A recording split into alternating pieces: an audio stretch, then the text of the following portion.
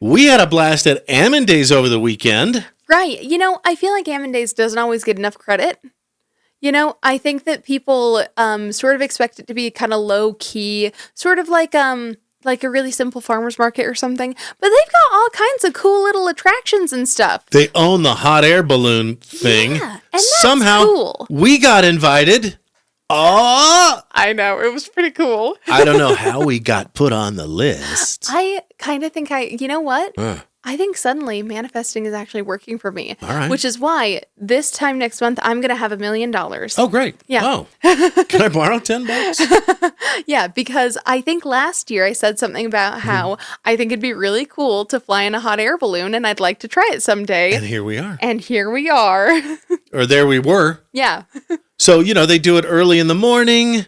You would think that they have a real scientific way of concluding that the winds are in their favor, the prevailing winds. I mean, those are important in a hot air balloon. Right. Yeah, because you can't control your direction. Yeah, no, you just go where the wind takes you. You're basically a little piece of dandelion fluff. Yeah.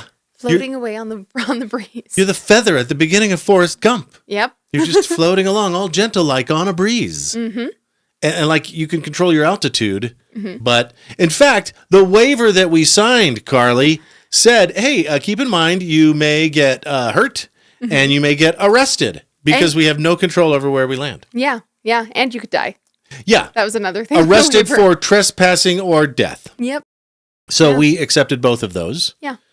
Here's all the balloons being filled up. They gotta fill them up with a fan first. Which makes total sense. Yeah. And I feel a little dumb for not having thought of that sooner. I didn't think it through. Well, yeah, because otherwise you'd just burn it up with a fire, I would think. You don't want to do that. Makes you wonder how they did it back in ye olden days, though.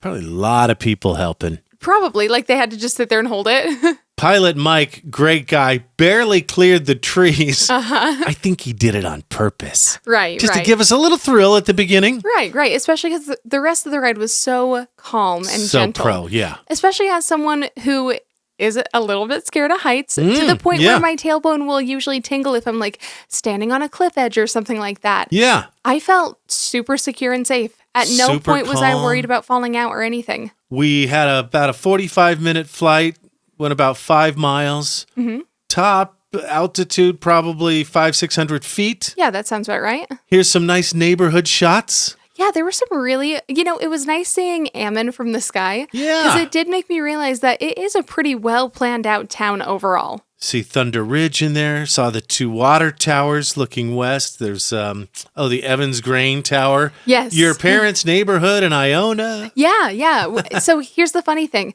There was another balloon that flew like basically right in front of their house. And I kind of wish we could have caught the same path as that one because that would have been cool. But we ended up just a little bit past their neighborhood.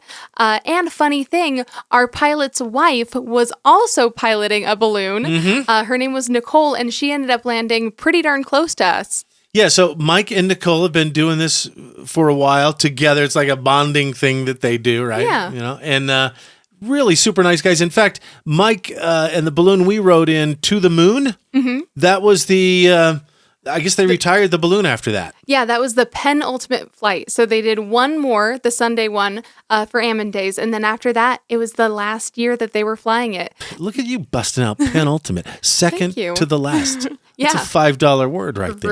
Right. They gave us a certificate, the pin, the bottle of champagne, which is like an old tradition. Yeah, isn't that cute?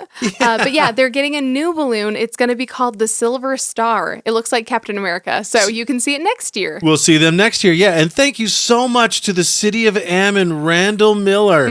Like we mentioned, pilots Mike and Nicole. And then, look, here's Tyler Brooks, A&B Productions. His entry in the classic car show. Oh, yeah, his hot rod. Yeah, that orange Ford truck was pretty cool and really eye-catching. The thing I thought was coolest was that it had upholstery on top of the roof. Yeah. Yeah, so you could get up there and sit there for a movie or something, I guess.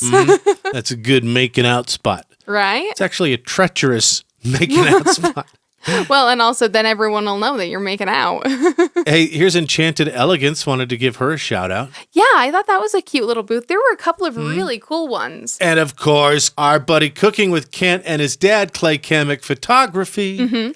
You actually see the little yellow house picture in the background, I think. Oh, yeah, right over Kent's left shoulder. Yeah, so unfortunately, he didn't have the size that I wanted, but he is printing me one, and it's going to go on my gallery wall when it's all done, and I'm so excited. Shout out to this volunteer from the hot air balloon capital of the world, Albuquerque, New Mexico, Juliana. Yeah, who she was one of the 2 volunteers that picked us up when we landed and helped us pack the balloon away. And she's a pet groomer. Yeah, she does dog grooming here in town. She's over by Big Deal Outlet. Her place is called Bark and Bubbles. That's Bubbles with a Z. Link in post, hit her up. IFAF.